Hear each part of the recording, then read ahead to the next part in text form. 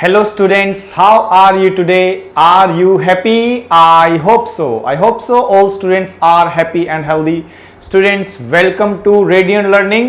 आपका फिर से स्वागत करते हैं और आप आज की क्लास में एक इम्पॉर्टेंट टॉपिक पढ़ने जाएंगे जिसका नाम है सब्जेक्ट वर्ब अग्रीमेंट। जी हाँ, सब्जेक्ट वर्ब अग्रीमेंट। देखो, आप में से बहुत सारे स्टूडेंट्स मुझसे क्लासेस में पूछते हैं, ऑफलाइन जब पढ़ाते हैं, कि सब्जेक्ट वर्ब अग्रीमेंट आप कैसे पढ़ोगे। देखो, सब्जेक्ट वर्ब अग्रीमेंट, आप पहले तो ये ध्यान रखना कि ये सब्जेक्ट वर्ब अग्रीमेंट कोई टॉपिक नहीं है। ये क्या है कि जितने भी पार्ट ऑफ स्पीच होते हैं उनसे बनाया हुआ, थोड़ा थोड़ा उनमें से निकाला हुआ एक टॉपिक है। अगर आप सीधे भी देखो ना तो नाउन को पढ़ो, प्रोनाउन को पढ़ो, बाकी चीजों को पढ़ो तो ये कवर हो जाता है। लेकिन फिर भी आप लोगों को ध्यान रखना है कि इस पे ध्यान देना चाहिए हमेशा। तो सब्जेक्ट वर्ब अग्रीमेंट में आज की क्लास में सीखेंगे सब्जेक्ट और अग्रीमेंट। देखो, हम सब्जेक्ट वर्ब अग्रीमेंट क्यों बोलते हैं? क्योंकि देखो, आप जानते हैं कि जहां जहां सब्जेक्ट होगा आपका सब्जेक्ट, तो आपको उसके अकॉर्डिंग एक वर्ब लगानी होती है। याद होगा आपको, हमेशा क्या करते हैं, सब्जेक्ट के अकॉर्डिंग वर्ब लगाई जाती है। भाई, जैसा सब्जेक्ट होगा वैसी ही क्या लगाओगे आप, वर्ब लगाओगे। ये तो सब जानते हैं। अरे, किसको नहीं पता कि सब्जेक्ट के अकॉर्डिंग वर्ब लगाई जाती है। सब्जेक्ट एक वचन है, सिंगुलर है तो सिंगुलर वर्ब लगाते हो। सब्जेक्ट बहुवचन है, प्लूरल है तो प्लूरल वर्ब लगाते हो। इन दोनों के इस सही अरेंजमेंट को ही बोलते हैं अग्रीमेंट, कि सब्जेक्ट और वर्ब का दोनों का अग्रीमेंट कैसे होना चाहिए। सिंगुलर सब्जेक्ट है, अगर आपका सब्जेक्ट कैसा निकला my dear students, singular. Singular सब जानते हैं, एक वचन। अगर आपका सब्जेक्ट कैसा निकला, सिंगुलर, तो उसकी वर्ब भी कैसी लिखनी पड़ेगी आपको, उसकी जो वर्ब है वो भी कैसी लिखनी पड़ेगी आपको, सिंगुलर रखनी पड़ेगी।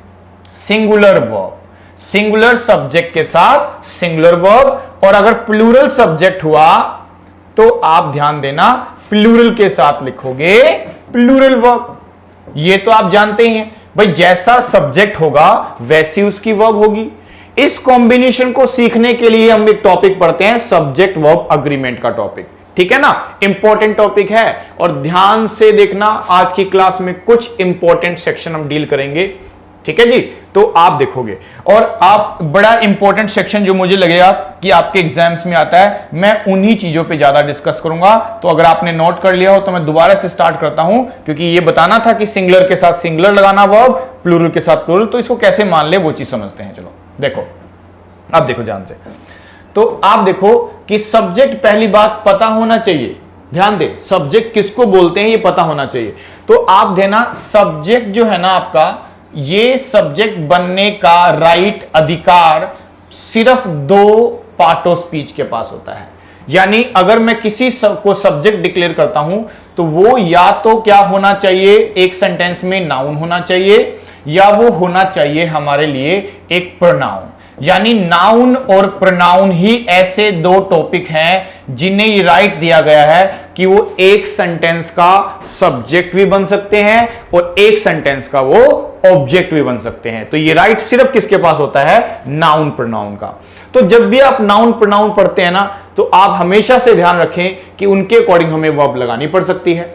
ठीक है ना। अब जरा देखो, क्या हम जान चुके हैं कि हमारा सब्जेक्ट कौन बनने वाला है, हमारा सब्जेक्ट बनने वाला है नाउन या फिर प्रोनाउन। लेकिन जो ये वर्ब है ये क्या है? अरे, वर्ब में सिंगुलर प्लूरल अगर देखोगे आप, ठीक है ना, जैसे हम देखेंगे सब्जेक्ट में सिंगुलर प्लूरल, ऐसे ही वर्ब में भी सिंगुलर प्लूरल होता है। तो कुछ वर्ब सिंगुलर होती हैं, कुछ वर्ब्स प्लूरल होती हैं, कुछ वर्ब्स सिंगुलर होती हैं, कुछ वर्ब्स प्लूरल होती हैं। तो मैं अब आपको क्या करता हूं, एक डिटेल में पहले बता देता हूं दोनों का अग्रीमेंट। देखो, दो पॉइंट ध्यान रखेंगे आप, दो पॉइंट, क्योंकि मैंने बोला ना कि नाउन और प्रोनाउन ये दोनों ही तो सब्जेक्ट बनते हैं। तो अगर मैं बोलूं कि आपका नाउन अगर क्या दिखाई दिया आपको पढ़ने से, सिंगुलर नाउन, देखो ये चीज आपको धीरे धीरे आपको बुक्स में से पढ़नी होती है। प्रैक्टिस करते हैं हम, बहुत सारी बुक्स को पढ़ते हो, नाउन का टॉपिक पढ़ना स्टार्ट कर लिया मान लो बुक्स में से, तो आप उस नाउन को जरूर चेक करना कि कुछ नाउन सिंगुलर होंगे और कुछ नाउन प्लूरल होंगे, वो याद करना पड़ता है, समझना पड़ता है।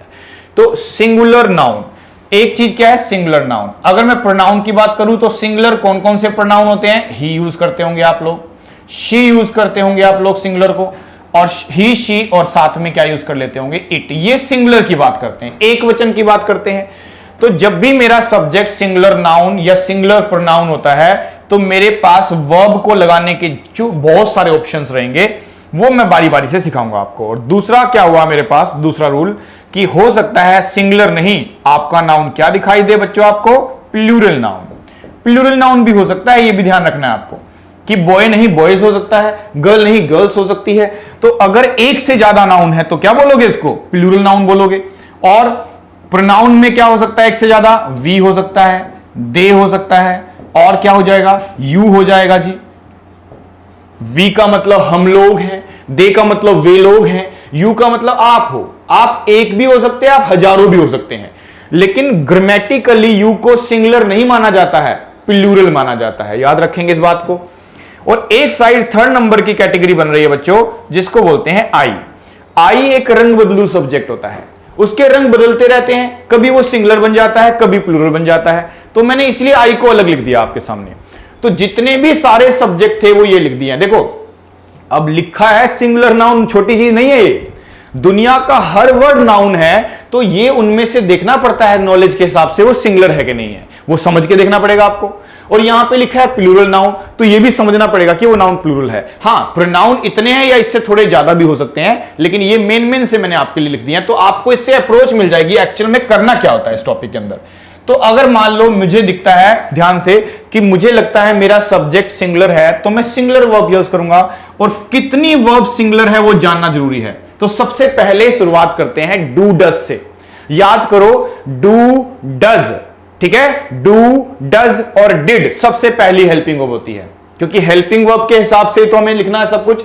तो अगर मुझे डू डज में से देखना हो तो सिंगुलर हमारा डू नहीं होता है, क्या होता है? डज होता है। अगर आपको लगानी होती मान लो डू डज में से कोई एक, तो डू डज और डिड में से लगाना है, तो आप ध्यान रखना singular noun he she it के साथ हमेशा डज आएगा, जबकि प्लूरल होगा ना तो डज नहीं लिख सकते आप, आपको क्या लिखना पड़ता है? डू लिखना पड़ता है, ठीक है। हां यानी कह सकते हैं कि डज सिंगुलर होता है और डू क्या होता है? प्लूरल हमारी वर्ब या हेल्पिंग वर्ब होती है। दूसरी बात आई आई के बारे में। अब आई का मतलब क्या हुआ? आई कभी सिंगुलर बनेगा कभी प्लूरल, पर हम लिखेंगे साथ साथ आई के साथ। यानी अगर मैं डू डज में से सिलेक्ट करूं तो क्योंकि मैं आई को सिंगुलर प्लूरल नहीं मानता, इसीलिए मैं आई के साथ हमेशा क्या लिखता हूं? डू। आई डज नहीं होता है जी, आई डू होगा। आई डू आई डज गलत होता है, तो आप आई के साथ भी डू लिखोगे, प्लूरल के साथ भी डू, तो इस जगह पे आई एक तरह से प्लूरल सब्जेक्ट बन गया।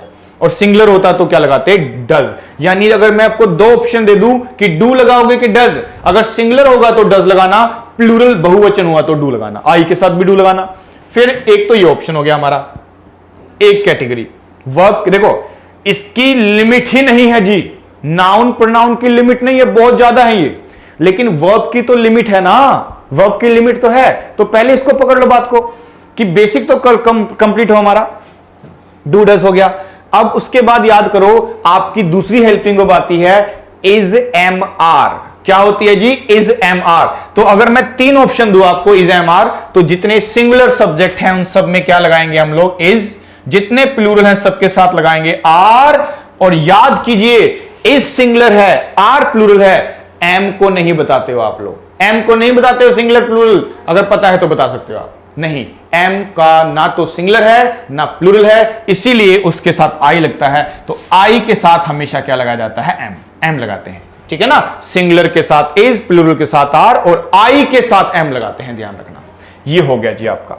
फिर आता है जी उसके बाद नेक्स्ट हेल्पिंग वर्ब होती है इज एम आर का। अगर मैं पास्ट बताऊं तो वो वोज वर होगा, वोज वर। अब देखो वोज वर, मैं वोज वर की बात करूं तो वोज लगता है सिंगुलर के साथ, वर लगता है प्लूरल के साथ, ठीक है जी। और आई के साथ है, अब देखो आई इस बार प्लूरल नहीं सिंगुलर बनेगा, इसीलिए आई के साथ लगता है जी वोज। अगर मैं वोज वर्ब में से बात करता तो आई के साथ हमेशा क्या लगता है, वोज लगता है। यानी यही तो ध्यान रखना ना, आई के साथ डू डज में से डू, इज एम आर में से एम, और वॉज वर्ब में से वोज। आई वर नहीं होता, आई वोज होता है। बच्चे कह रहे सर आई वर पढ़ा है हमने। अरे वो तो इमेजिनेशन वाला सेंटेंस होता है, काल्पनिक सेंटेंस होता है, तब हम लगाते हैं। जब इफ से स्टार्ट करते थे कि इफ आई वर, तो वो तो सबके साथ वर लगता है फिर, ठीक है। वैसे आई के साथ वॉज लगता है, I was at home, I was playing, ऐसे ही तो बोलते हैं हम लोग। उसके बाद आता है हैज हैव ग्रुप।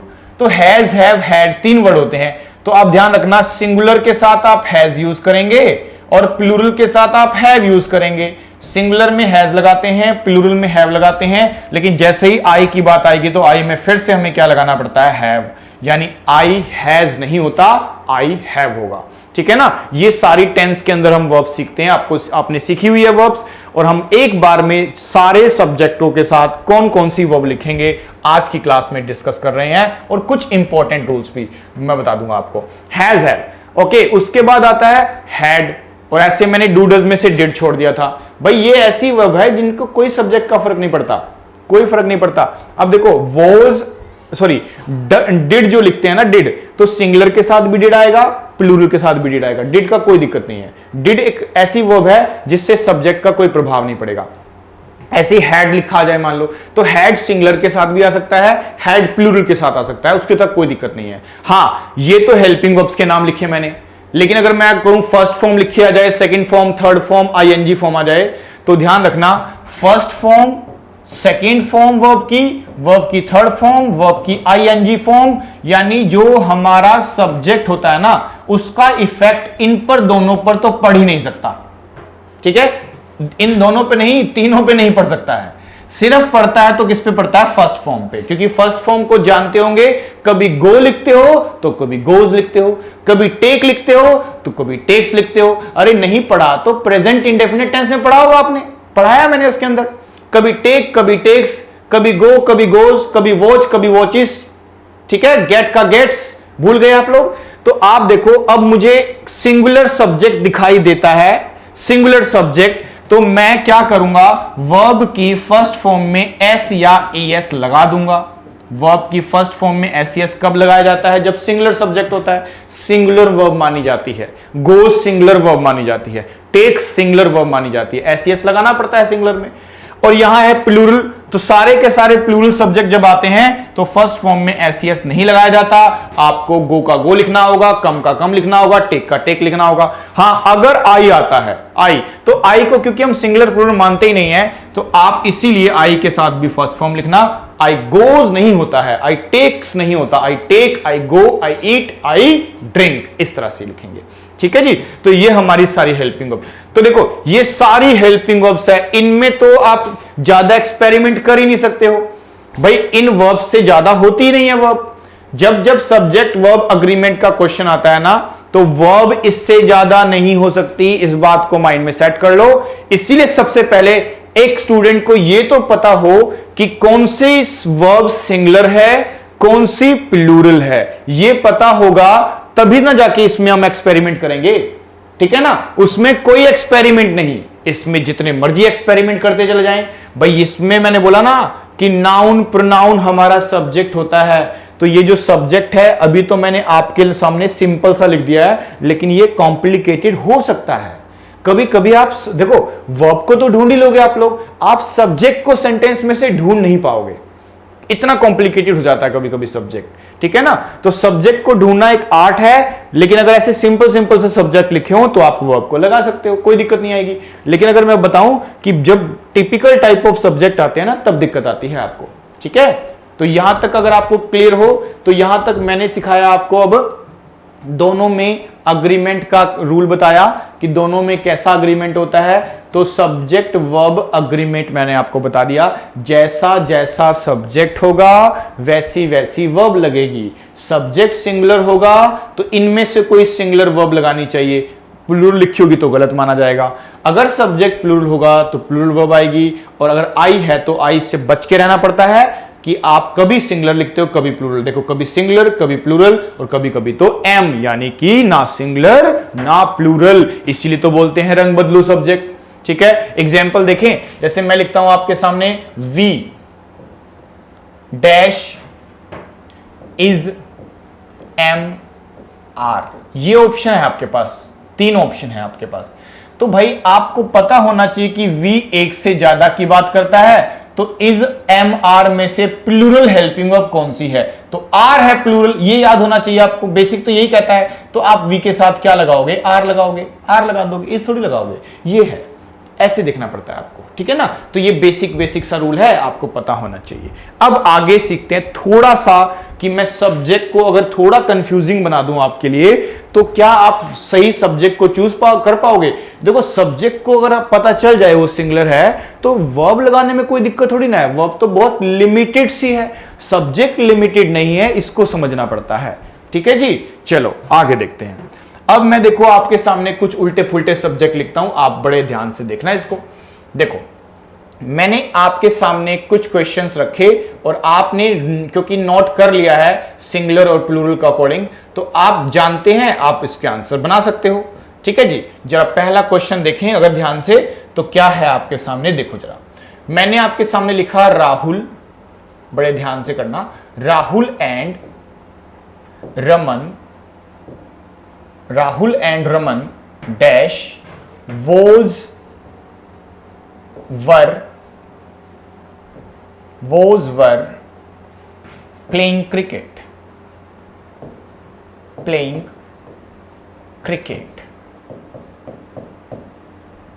एक सेंटेंस। दूसरा सेंटेंस लिखते हैं हम लोग कि माई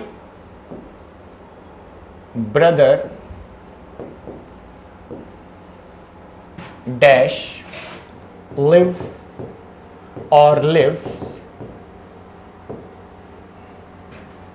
in Delhi।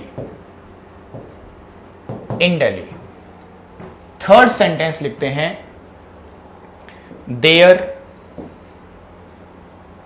Dash some books on the table, ठीक है। और इसका ऑप्शन इस साइड लिख देता हूं मैं, is are am. Okay fine. देखो नेक्स्ट क्वेश्चन है आपके सामने, one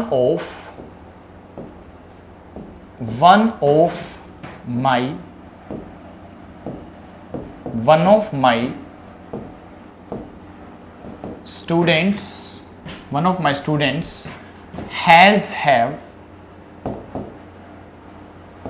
has have come here। उसके बाद नेक्स्ट क्वेश्चन है हमारा, either of the two brothers with the friends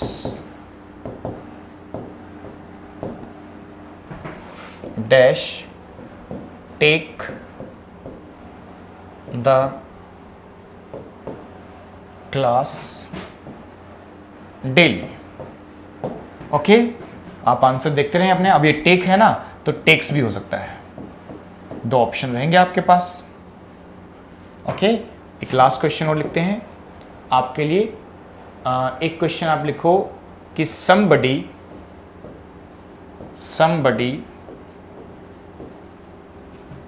dash do or does not play well। Okay अब ये देखो, ये सभी क्वेश्चंस को बड़े ध्यान से बना दो, क्योंकि आपने देखा वर्ब में तो एक्सपेरिमेंट मैंने ज्यादा किया नहीं, वही वर्ब लिखी है जो मैंने यहां पे लिखी थी, मैंने सबको लिख के दे दिया आपको, फर्स्ट फॉर्म वाला भी दिखा दिया, हैज हैव का भी बना दिया क्वेश्चन सबका। लेकिन आपने देखा कि ना सब्जेक्ट आपके लिए थोड़े कंफ्यूजिंग थे, कुछ, सारे नहीं कुछ, ठीक है। अब देखो ये जो मैंने वर्ब्स लिखी है ना, ये आपको पता होना चाहिए कि भाई वॉज सिंगुलर है, वर्ब प्लूरल है। जिन बच्चों को लगता है हमारी इंग्लिश वीक है, तो भाई पहली चीज तो ये याद कर लो ना कि वॉज सिंगुलर है, वर्ब प्लूरल है। लिव सिंगुलर है कि प्लूरल, प्लूरल। और लिव्स क्या है, सिंगुलर है। इज क्या है, सिंगुलर। आर क्या है, प्लूरल। एम तो कुछ भी नहीं है। हैज क्या है, सिंगुलर। हैव क्या है जी, प्लूरल है। फिर इसके बाद टेक क्या है जी, प्लूरल। टेक्स क्या है जी, सिंगुलर। डू क्या है जी, प्लूरल। डज क्या है, सिंगुलर। एस वर्ब में लगता है तो वो सिंगुलर वर्ब होती है। हाँ, अब जैसा वर्ब का नेचर था ना, वैसा सब्जेक्ट का नेचर होना चाहिए। दोनों का सब्जेक्ट नेचर मैच होगा तभी तो टॉपिक बनाना, सब्जेक्ट वर्ब अग्रीमेंट। यही तो सीखने आ रहे हैं हम। अब जरा देख लो, यहां पे सब्जेक्ट क्या लिखा है जी, राहुल एंड रमन। कितने हैं बताना जरा। बच्चे कह रहे सर दो हैं, ये तो एक रमन है एक राहुल है। कितने लोग हो गए, दो। अरे दो के लिए वॉज लगाएंगे कि वर लगाएंगे। बच्चे कह रहे वोज लगाएंगे। अरे वोज थोड़ी ना आएगा, वर आएगा। कहां कुछ भी बोल रहे हो आप लोग। सिंगुलर है क्या बताओ, प्लूरल है। राहुल एंड रमन एक नहीं दो हैं, दो हैं तो वर लगा दो। एक से ज्यादा की बात कर रहे हैं यहां पे। जब जब एक से ज्यादा की बात होगी प्लूरल, एक की बात करोगे तो सिंगुलर है ना। अब लिखा है my brother dash lives in Delhi. कौन रहता है बताना जरा, माई ब्रदर। सिंगुलर है कि प्लूरल है। बच्चे कह रहे सर सिंगुलर है ब्रदर, तो ब्रदर एक है तो सिंगुलर कौन सा वर्ब बनता है, एसईएस वाला। तो जब जब सब्जेक्ट सिंगुलर होता है तो वर्ब में एसईएस लगाया जाता है, क्योंकि एसईएस से हमारी वर्ब सिंगुलर बनती है ना। Singular subject singular verb, plural subject plural verb. यही तो मैच करना है सब्जेक्ट वर्ब एग्रीमेंट में। ठीक है भाई, अलग से कोई टॉपिक थोड़ी ना पढ़ने की जरूरत होती है। नाउन पढ़ लिया, प्रोनाउन पढ़ लिया डिटेल में अगर आपने, तो बन गया टॉपिक आपका ये। एडजेक्टिव भी पढ़ लो अच्छे से। ठीक है जी, आगे देखो। देयर, अब जब भी देयर से सेंटेंस शुरू होता है ना, तो देयर एक डमी सब्जेक्ट होता है। ये रियल सब्जेक्ट नहीं होता, डमी सब्जेक्ट होता है। इसका अपना कोई मतलब नहीं होता, बेजान है ये, बस सजाने के लिए लिखा है। इसका अपना मीनिंग नहीं है। वहां मत बोलना है इसको। वहां तब बोलते हैं जब देयर के पहले नंबर पे नहीं पीछे लिखा हो। अगर पहले नंबर पे देर आ जाए और वर्ब लिखनी हो तो देर का अपना कोई मतलब नहीं होता। हमें जो सब्जेक्ट है ब्लैंक के बाद मिलता है। पहले वर्ब आती है फिर उसका रियल सब्जेक्ट। रियल सब्जेक्ट बताना क्या है, सम बुक्स। कितनी है बताना, ज्यादा है। ज्यादा है तो क्या लगाओगे, आर लगा देंगे इस बार हम। बन गई ना सब्जेक्ट वर्ब एग्रीमेंट। फिर आता है वन ऑफ माई स्टूडेंट्स। अरे वन ऑफ माई स्टूडेंट्स है ये तो। अरे सभी स्टूडेंट्स में से एक की बात कर रहे हो। कितने स्टूडेंट्स की बात कर रहे हो, एक की बात कर रहे हो। कितने की बात हो रही है, सब स्टूडेंट्स की। अरे स्टूडेंट्स की बात नहीं हो रही है, सभी स्टूडेंट्स में से एक की बात हो रही है। ऑफ का काम क्या होता है, चूज करना। कितनों में से चूज करता है बताओ, एक से ज्यादा में से। लेकिन कितनों को चूज किया, एक को। एक है तो हैव नहीं लगाना, आपको क्या लगाना चाहिए, हैज लगाना चाहिए। हैव नहीं लगाना, क्या लगाना चाहिए, हैज लगाना चाहिए। एक की बात कर रहे हैं इसीलिए। Either of the two brothers with the friends आ गया। अब देखो ये जो ऑफ है, यहां से लेके यहां एक ग्रुप बन गया। ठीक है जी, विद से लेके फ्रेंड्स तक एक ग्रुप बन गया। हालांकि हिंदी कुछ अलग बन रही है कि either of the two brothers with the friends. लेकिन आप सोचो ना कि विद द फ्रेंड्स है, लेकिन बात सिर्फ किसकी कर रहे हैं, either of the two brothers, दोनों भाइयों में से इधर। अब इधर का मतलब क्या होता है जरा बताना। इधर का मतलब, बच्चे कह रहे सर इसका मतलब होता है दो में से कोई एक।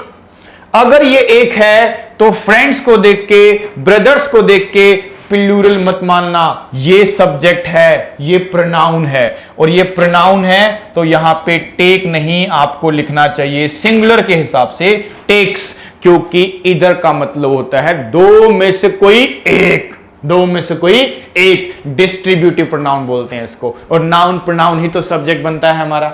somebody do does not play well।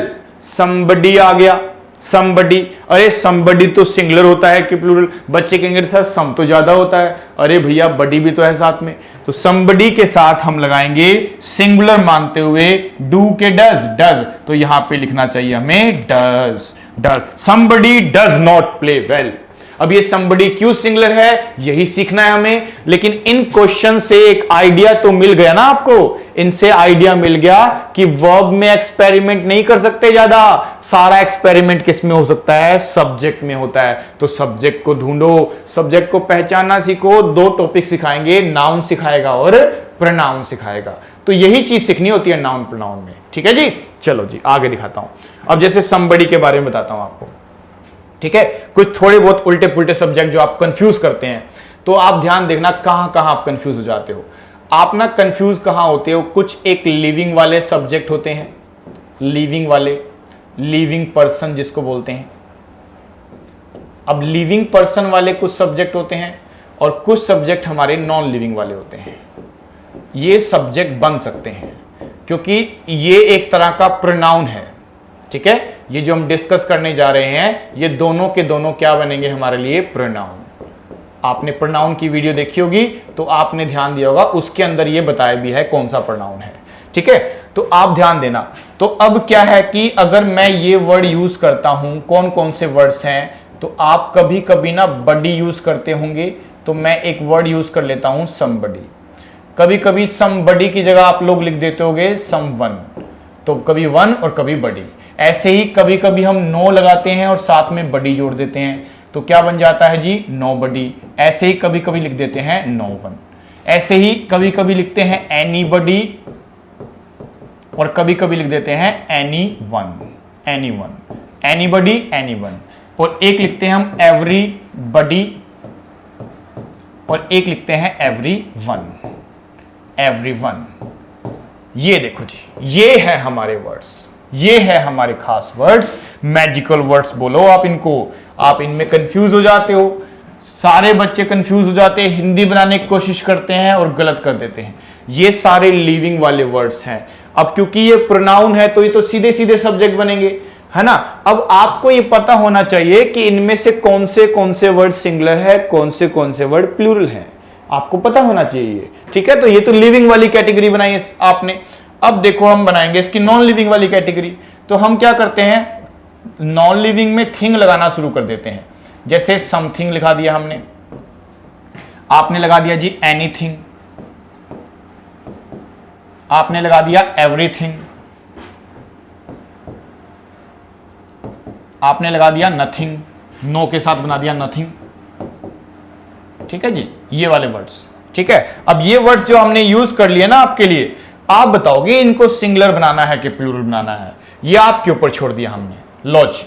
तो ये नॉन लिविंग वो लिविंग, तो दोनों में से सिंगुलर कौन सा है, प्लूरल कौन सा है, पता होना चाहिए एज अ स्टूडेंट आपको।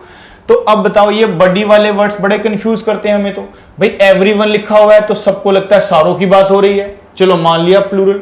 अरे भाई बहुत सारे वर्ड प्लूरल हैं, ऐसे तो फिर एवरीवन भी प्लूरल हो गया, एवरीबडी भी प्लूरल हो गया, एनीबडी भी प्लूरल हो गया, नो वर्ड समबडी भी प्लूरल हो गया, सम। अरे नहीं, ऐसा गलती मत करना तुम लोग बहुत गलती करते हो। नहीं गलती करनी हमने आगे से कि ये सारे के सारे वर्ड सिंगुलर होते हैं। इनको ग्रामेटिकली क्या माना जाता है, सिंगुलर।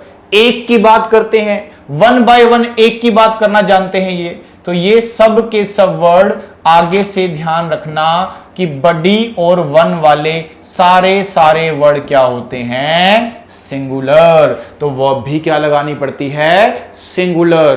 प्लूरल लगाओगे तो गलत हो जाएगा। somebody has होगा कि somebody have होगा, बच्चे कह रहे somebody have होगा। अरे गलत कर रहे हो तुम लोग, somebody have नहीं somebody has होता है। everyone is होगा कि everyone are होगा, बच्चे कह रहे everyone are होगा। अरे गलत कर रहे हो तुम लोग, everyone one आ गया, everyone is होगा, are नहीं होगा, ठीक है। nobody is के nobody are, nobody is, ठीक है। anybody was के anybody were, anybody were नहीं, anybody was। यानी हमें सिंगुलर मानना है इन सबको। ये सब वर्ड क्या है जी, सिंगुलर है। तो ये क्या प्लूरल बनने वाले हैं, नहीं, इनमें तो थिंग लिखा हुआ है और थिंग है, तो ये वर्ड भी क्या माने जाते हैं, सिंगुलर। इन वर्ड्स को मान लिया जाता है सिंगुलर, ठीक है जी। तो जैसा सब्जेक्ट वैसी वर्ब, पहला रूल यही दिखाई दिया आपको। इन वर्ड्स में बहुत कंफ्यूजन होता है, एग्जाम्स में आ जाते हैं, ध्यान रखना। इनको सिंगुलर मानते हैं, बड़ी वाले और वन वाले वर्ड्स, और ये नॉन लिविंग वाले वर्ड्स। Is it clear? ठीक है, अच्छी बात है। आगे देखो आगे देख लो। चलो अब देखो, अब मैं कुछ और वर्ड्स दिखाऊंगा आपको, कुछ और वर्ड्स। जैसे देखो, कभी कभी ना आपने ऐसे ऐसे वर्ड्स बहुत देखे होंगे। कभी कभी आप यूज करते थे माय डियर स्टूडेंट्स इधर, ठीक है जी। कभी कभी आप इधर की जगह पे यूज कर लेते थे नीदर, और आप यूज करते थे नन, नन। बोथ यूज कर लेते थे, ऑल यूज करते थे, और वन यूज कर लेते हैं कभी कभी, मैनी भी यूज करते हैं, कभी कभी तो आप मच यूज करते हैं, फ्यू यूज करते हैं, लिटल यूज कर लेते हैं। अब फ्यू का मतलब 3 वर्ड से हो सकता है, few, a few, the few, और लिटिल का मतलब little, a little, the little हो सकता है। लेकिन उनका रूल एक ही रहेगा। रूल एक ही है कि वो वर्ब सिंगुलर होगी या कि प्लूरल, वो मैं बताता हूं अभी आपको। तो इधर, neither, none, both, all, one, many, much, few, little, ये सब हमारे सब्जेक्ट बनते हैं। सम लिखा हो सकता है जी, सम नहीं होता, कभी कभी हम लिख देते हैं many, sorry sorry sorry sorry, wait wait wait wait, देखो जी। और एक होता है आपका, भगवान भला करे, ईच, और एक होता है एवरी, है ना। ये वर्ड्स हैं सारे। तो ये वर्ड्स कुछ खास वर्ड्स होते हैं जो एग्जामिनर आपसे पूछ लेता है। अब ये पूछा जाता है कि चलो बताओ ये वर्ड सिंगुलर है कि प्लूरल है, उसके हिसाब से वर्ब लगा दो। अब आप में से बहुत सारे स्टूडेंट कंफ्यूज हो जाते हो जब ये वर्ड देखते हो कि इनको सिंगुलर माने कि प्लूरल माने, क्योंकि मैं पहले बोल चुका हूं आपको कि वर्ब में कभी दिक्कत नहीं आएगी आपको, वो लिमिटेड है। आपका सब्जेक्ट लिमिटेड नहीं है, उसको देखना पड़ता है, वो धीरे धीरे प्रैक्टिस से आपको समझ में आ जाता है। अब जैसे देखो इधर लिखा है, तो इधर का मतलब अगर आपको पता होना तो आप इसको बता दोगे सिंगुलर है कि प्लूरल है। इधर का मतलब होता है, माय डियर स्टूडेंट्स, आप लिख लेते हो साथ में कि इधर का मतलब होता है दो में से कोई एक। क्या मतलब होता है इसका? दो में से कोई एक। तो इसको कभी भी प्लूरल मत मानना, ये क्या होता है जी? सिंगुलर होता है। एक वचन मानना पड़ेगा आप इसको, क्योंकि हम बोलते हैं दो में से कोई एक। Very good. अब आता है निदर। अरे निदर का मतलब तो मुझे लगता है जीरो होता है। निदर का मतलब क्या? निदर का मतलब होता है ना तो ये ना वो, यानी दोनों में से कोई नहीं, जीरो। और जीरो है तो सिंगुलर ही तो माना जाएगा हमेशा, सिंगुलर। फिर आता है नन। नन का मतलब क्या? बहुत सारे लोग तो हैं पर बात किसी की भी नहीं करना चाह रहे हैं। बहुत सारों में से कोई नहीं, जब बहुत सारों में से कोई नहीं है तो ये भी तो सिंगुलर हो गया हमारा। फिर आता है बोथ। अरे बोथ का मतलब समझते हो ना, दो होता है। दो है तो इसको सिंगुलर नहीं माना जाएगा, प्लूरल। और ऑल का मतलब तो ज्यादा होता है, जब ज्यादा है तो इसको भी क्या मानते हैं? प्लूरल। वन, सब में से एक डिसाइड करते हैं तो क्या मानते हैं? सिंगुलर। अच्छा, मैनी। मैनी का मतलब क्या? बहुत सारों की बात करते हो तो क्या हो जाता है? सिंगुलर। मच का मतलब भी बहुत ज्यादा होता है, यहां कंफ्यूजन शुरू हो जाता है बच्चों को। भाई मच और मैनी में तो अंतर है, मीनिंग वाइज सेम है। मच का मतलब भी ज्यादा होता है, मैनी का मतलब भी ज्यादा होता है, दोनों का मतलब ज्यादा है। लेकिन आप ध्यान रखना कि दोनों में एक बेसिक सा अंतर पता क्या है? कि आपका नाउन डिसाइड करेगा। नाउन, अगर आपने कभी मैनी को देखा होगा ना, तो मैनी के बाद आने वाला नाउन होता है काउंटेबल नाउन, जिसको गिन सकते हो आप। गिन सकते हो आप उसको डियर स्टूडेंट्स, काउंटेबल नाउन होता है इसके बाद। और मच जो होता है ना, वो एक ऐसा वर्ड होता है जो आता है अनकाउंटेबल नाउन, जिसको गिन नहीं सकते आप। मच वाटर होगा कि मैनी वाटर होगा? भाई मच वाटर होगा। मैनी स्टूडेंट के मच स्टूडेंट, मैनी स्टूडेंट्स होंगे। तो जहां नाउन काउंटेबल है तो मैनी लगाते हैं, अनकाउंटेबल के साथ मच लगाते हैं। और आप ध्यान दो, जब आपका मैनी एक से ज्यादा की ही बात करता है तो नाउन कैसा लिखते हो उसके बाद? Plural countable noun. और क्योंकि अनकाउंटेबल नाउन सिंगुलर प्लूरल होता ही नहीं है, इसीलिए जहां जहां अनकाउंटेबल नाउन आएगा तो याद रखना एक इंपॉर्टेंट बात कि uncountable noun is always considered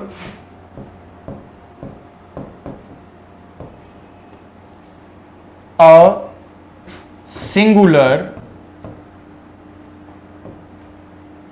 subject. क्यों सिंगुलर मानते हैं इसको? देखो, जिसको गिन नहीं सकते ना आप, उसको कैसे बोलोगे प्लूरल आप? यानी ऐसा नहीं बोल रहा हूं कि उसको सिंगुलर, लेकिन जो उसकी वर्ब लगाई जाएगी वो सिंगुलर को ध्यान में रख के लगाई जाएगी। अगर मैं कोई नाउन बोलूं वो अनकाउंटेबल है, तो आपको याद रखना है कि uncountable noun is always consider a singular subject, यानी उसका ट्रीटमेंट एक सिंगुलर सब्जेक्ट की तरह होता है। और इसीलिए जो वर्ब भी लगाई जाती है ना, तो वो कैसी वर्ब लगाई जाती है? हमेशा सिंगुलर, क्योंकि जिसको गिन नहीं सकते या जो हमारे लिए जीरो है वो सिंगुलर ही माना जाता है, इसीलिए सिंगुलर वर्ब लगानी पड़ती है हमें इसके साथ। ठीक है ना? अब मैं वाटर बोलूं, वाटर को गिन ही नहीं सकते आप, जब वाटर को गिन नहीं सकते हो तो हमारे लिए सिंगुलर बन जाएगा। ठीक है? अगर कोई जीरो है, निदर यूज कर लिया, निदर का मतलब तो जीरो होता है, ना तो ये ना वो, तब भी तो सिंगुलर मानते हो आप लोग। इसीलिए अनकाउंट, तो मच बताओ सिंगुलर माना जाएगा कि प्लूरल? तो बच्चे कह रहे हैं सर ये, अब देखो मैनी का मतलब क्या है? एक से ज्यादा ना, तो आप सिंगुलर मत लगाना कभी भी, आपको मैनी के साथ लगाना चाहिए प्लूरल, क्योंकि मैनी का मतलब ही होता है ज्यादा, और जब इसका मीनिंग ज्यादा है तो आपको वर्ब कैसी रखनी पड़ेगी? प्लूरल। हां, मच को गिन नहीं सकते क्योंकि, तो वर्ब कैसी रखोगे? सिंगुलर रखोगे। फ्यू के साथ बताना जरा। बच्चे कह रहे सर फ्यू का मतलब तो कम होता है। अरे कितना कम है ये तो बता दो जरा मुझे, कितना कम होता है बताओ? अगर मेरी क्लास में 100 बच्चों की क्लास थी, क्लास में सिर्फ 4 बच्चे आए, तो क्या मैं फ्यू यूज कर सकता हूं? बिल्कुल कर सकता हूं। अगर 2 बच्चे आए तो फिर भी कर सकता हूं। अगर 1 आया तो नहीं कर सकता, क्योंकि फ्यू का मतलब होता है 1 से ज्यादा। कम है पर 1 से ज्यादा है। और अगर सोचो फ्यू का मतलब ही 1 से ज्यादा है, तो इसको कैसे आप सिंगुलर मानोगे? ये क्या माना जाता है? प्लूरल। फ्यू स्टूडेंट नहीं होता, फ्यू स्टूडेंट्स होता है। इज नहीं आर होता है, वोज नहीं वर होगा। हां, लिटल की बात अलग है, लिटल तो अनकाउंटेबल के साथ आता है, जिसको गिन नहीं सकते, तो इसीलिए हमेशा ही लिटल क्या माना जाता है? सिंगुलर माना जाता है। सम सिंगुलर भी हो सकता है, सम प्लूरल भी हो सकता है। क्यों? क्योंकि अगर सम के साथ आपने लिखा अनकाउंटेबल नाउन जिसको गिन नहीं सकते आप, तो आप सिंगुलर मानोगे। अगर काउंटेबल नाउन लिख दिया आपने तो प्लूरल मानना पड़ेगा। जैसे देखो, सम बॉयज लिखोगे तो काउंटेबल नाउन, तो प्लूरल मानना पड़ेगा। Some boys are, some classes are, some boys are, some girls are, some students are, लेकिन some water is, some water is. ऐसे थोड़ी ना कि अगर वाटर है तो इज लगाओ, सम है तो ज्यादा लगा दो। अरे नहीं भाई, सम का मतलब अगर वाटर के साथ है तो वो अनकाउंटेबल है, और अनकाउंटेबल को सिंगुलर मानना पड़ता है। सम वाटर भी इज होगा, वाटर भी इज होगा। सम मनी भी इज होगा, मनी भी इज होगा। तो money is, some money is, दोनों में सम से क्या होता है? अनकाउंटेबल आता है, तो उसको सिंगुलर मानना पड़ता है। आगे ध्यान रखो, ईच का मतलब बताना क्या होता है? 1 by 1। अरे मैंने सोचा ईच स्टूडेंट, बच्चों को लगता है ईच का मतलब तो ज्यादा होता है। अरे नहीं ना, ईच का मतलब ज्यादा नहीं होता है, एवरी का मतलब ज्यादा नहीं होता है, दोनों का मतलब होता है 1 by 1, एक एक करके 1 by 1। अरे मुझे क्लास में से सारे बच्चों की बात करनी होती है मान लो, तो मैं लिख देता हूं ऑल द स्टूडेंट्स। बिल्कुल बोलना चाहिए मुझे, ऑल को प्लूरल मानते हैं क्योंकि। लेकिन अगर मैं चाहता हूं कि सब बच्चों को अलग अलग एक एक पर मैं फोकस करूं, तो मैं ऑल थोड़ी ना लगाऊंगा उनके लिए। एक एक को अलग अलग दिखाने के लिए मुझे ईच और एवरी का यूज करना पड़ेगा। ठीक है? ईच का काम, एवरी का काम क्या होता है? सबको अलग अलग करके दिखाना, एक एक करके दिखाना। इसीलिए ईच और एवरी कैसा सब्जेक्ट माना जाता है? 1 by 1 होने की वजह से यह माना जाता है सिंगुलर सब्जेक्ट। क्या माना जाता है जी? Singular subject. मत भूलना इसको। ठीक है जी? तो इधर हो गया, नीदर हो गया, इधर नीदर, दो में से कोई नहीं, बहुत सारों में से कोई नहीं, सिंगुलर है। बहुत और ज्यादा की बात करते हैं, प्लूरल है। 1 सिंगुलर ही है। मैनी का मतलब क्या है जी? काउंटेबल नाउन के साथ, तो ये प्लूरल है। मच के साथ, क्योंकि गिन नहीं सकता मच का, अनकाउंटेबल है तो सिंगुलर, अनकाउंटेबल किसी के साथ भी आएगा वो सिंगुलर हो जाएगा, ये ध्यान रखना। किसी भी वर्ड के साथ अगर अनकाउंटेबल नाउन आया तो उसको सिंगुलर बना देगा, क्योंकि uncountable is always consider singular subject, singular verb आती है उसके साथ। लिटिल अनकाउंटेबल के साथ सिंगुलर हो गया, सम दोनों हो सकते हैं ना, सम वाटर भी हो सकता है, सम बॉयज भी हो सकता है, इसीलिए अगर काउंटेबल है तो प्लूरल, अनकाउंटेबल है तो सिंगुलर। और ईच और एवरी के साथ तो हमेशा क्या लगाते हैं, सिंगुलर। ईच बॉय होगा कि ईच बॉयज होगा, ईच बॉय इज होगा कि यार इज होगा, each boy is, each boy has, क्योंकि सिंगुलर है। तो ये वर्ड याद रख लेना, मैंने जो समझाए हैं आपको, इनके साथ भी आपको वर्ब लगानी पड़ेगी, और अब बता दिया है कौन सा वर्ड सिंगुलर है कौन सा प्लूरल है। ठीक है जी, फिर से नेक्स्ट क्लास में इसको कंटिन्यू करेंगे। आज इतना कर लो। आज की क्लास में आप लोगों ने क्या पढ़ लिया देख लो जरा ध्यान से।